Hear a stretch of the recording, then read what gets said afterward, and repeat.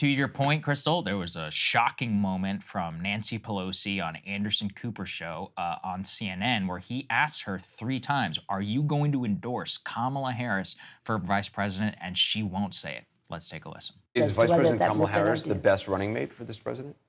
He thinks so, and that's what matters.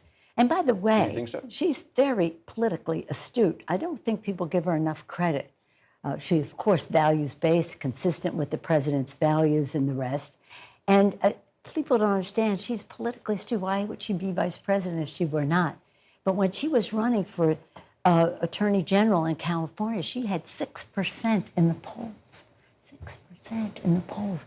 And she politically astutely made her case about why she would be good, did her politics, and became attorney general. So people shouldn't underestimate what Kamala Harris brings to the table.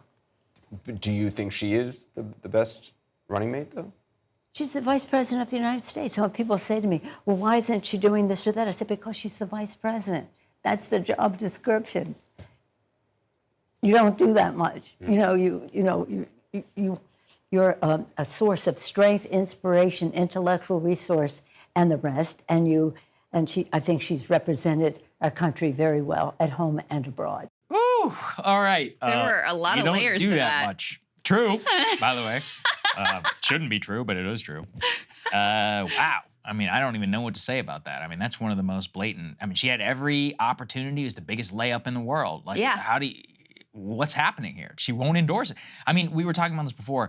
What is it? Is it some weird California stuff? Possible. Is it just that, look, Pelosi, no fan over here, but got herself reelected a bunch of times. She's a huge Democratic fundraiser. She's probably hearing it from every billionaire on the planet. What have you done to us? Why have you saddled us with this woman? Maybe she's speaking on behalf of a constituent, but look, I guarantee you in the East Wing or wherever the hell her office is, they're going to take a notice of that. I have a guess of what's going on here. Okay. Could be some weird California beef from 20 years ago, but that's very possible. Yeah. My suspicion is this is representing the donor class because there's no constituency that Nancy Pelosi is closer to or who she depends on for her power more than the donor class. Yeah. That's the whole reason why she's had so much power in Washington for so long, because she can raise boatloads of money at the drop of a hat and still can. And, obviously she represents San Francisco, so all of those Silicon Valley type donors, not to mention the Wall Street donor, she's just plugged in with the donor set. That is her constituency. And so I think the reason why she is so reluctant to just, Nancy Pelosi lies all the time. Like, why not just tell this particular lie that you think Kamala Harris is the best choice here? I think it's because she's trying to represent the donor angst over the fact that Kamala Harris is, the vice president and is going to be Joe Biden's running mate once again. And, part of why this Kamala Harris question is so critical when Nancy Pelosi in her very passive-aggressive way is like, well, the vice president doesn't actually do that much. Why it matters so much is obvious because Joe Biden is super old.